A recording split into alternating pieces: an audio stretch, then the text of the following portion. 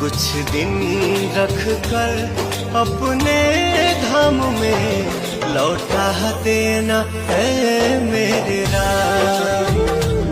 कुछ दिन रख कर अपने धाम में लौटा देना है मेरे राम।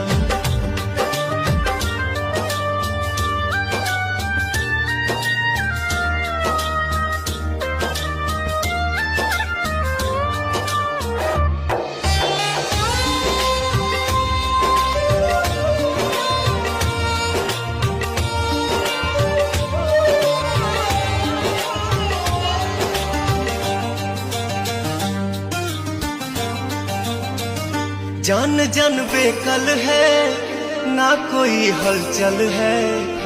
आज भारत माँ का सोना ये आंचल है।